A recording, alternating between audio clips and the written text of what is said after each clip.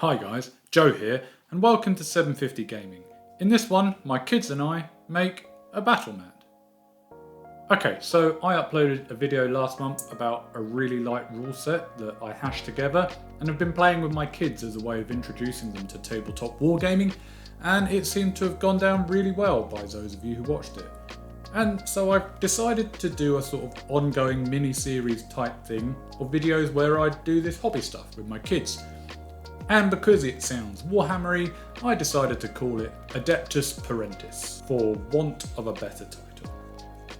You see, we've been playing on an industrial style urban type of battlefield that uses some A1 sized wooden artist panels and a textured image that I photoshopped together and printed off at work. Lovely stuff. It does the job. But you know, we've played on that a few times now, and I think the boys are crying out for some sort of variety. In fact, I know they are, because they happened to have flicked through a copy of White Dwarf the other day and seen a load of different terrains and setups and asked me why we have to play on the same thing every time. Okay chaps, don't terrain shame me.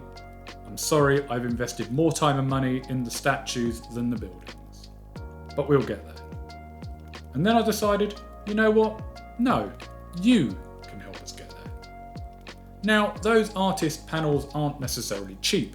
I think they are a decent way to do this, but they are kind of what they are, and I'm not about to go and buy another couple just to do all of this over again.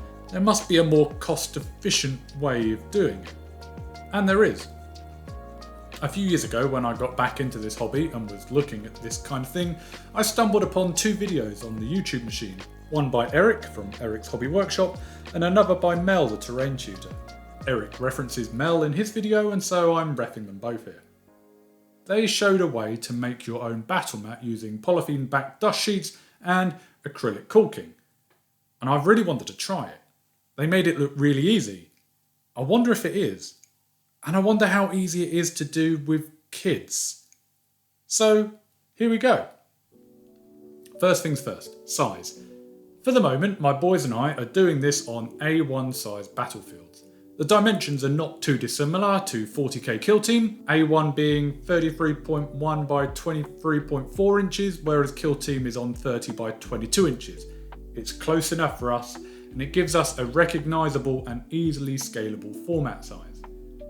I happen to have this bit of fibreboard in the shed, which happened to be pretty much bang on the size we needed.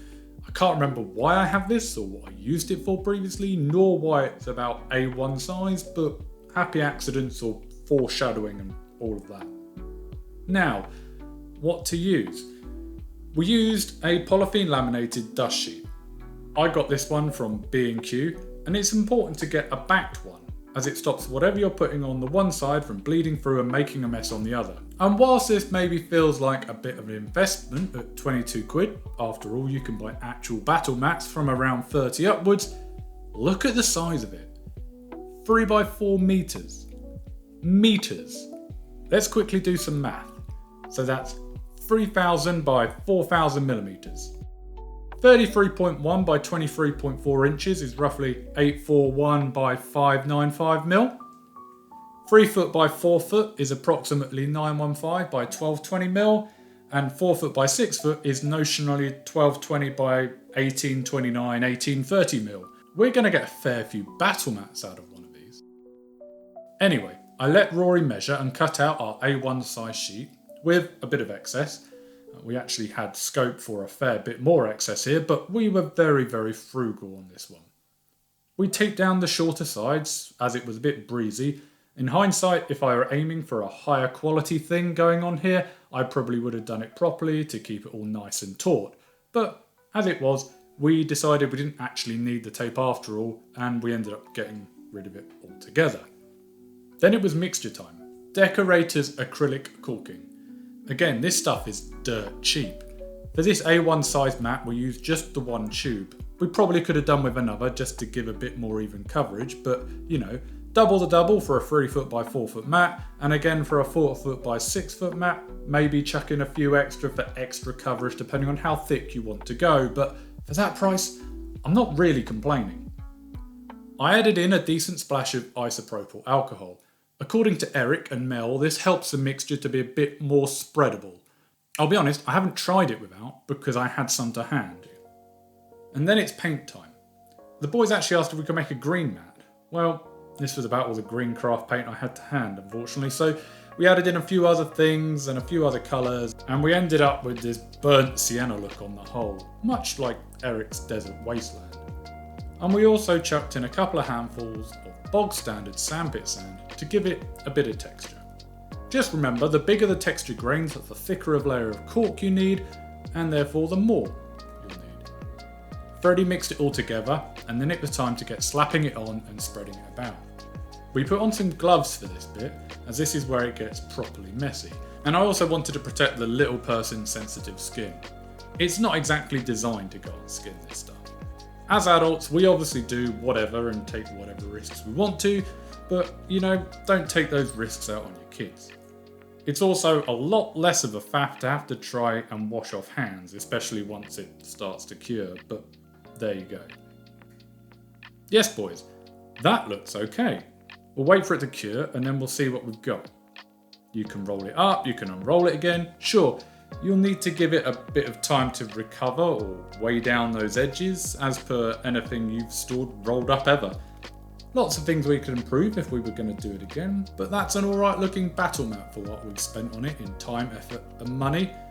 Yeah, while we're talking of money, let's do a bit more math. You can get 12 A1 sized mats out of this Dustsheet. So dividing 22 by 12, £1.80's worth of material. 2 tubes of cork ideally, so that's £2.60.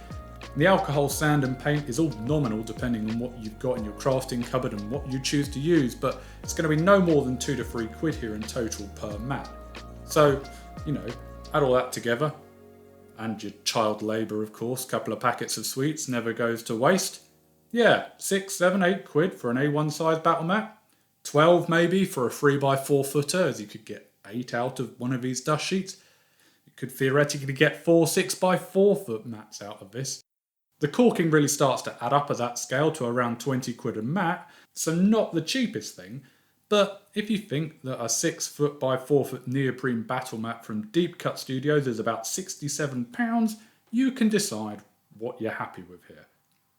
But this way, my boys got to play. I had those boring bits of same old terrain that we used to pop on top here just to see how it looked, and it looks okay. But of course, we're going to want to mix some of that stuff up as well. Looks like you've got another project coming, boys. Building making up next. So yeah, there you go. Battlemat making with your kids. Apparently very, very easy. Messy, but very easy. Thanks to Eric and Mel, of course, for their videos and guides on how to do this. Hopefully we've just added an extra bit of our own flavour to an already proven method and, proved it a bit more. Let me know your thoughts as ever, and hopefully we'll see you for the next instalment of Adeptus Parentis next time. But for now, thanks for watching. Let's go!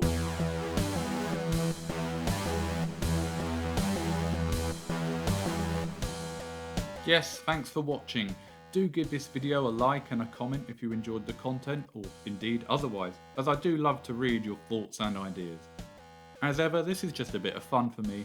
I don't have a regular release schedule or Patreon or anything, so hit subscribe if this is something you'd like to see more of, and you can catch my content when it happens. Hopefully, I'll see you next time.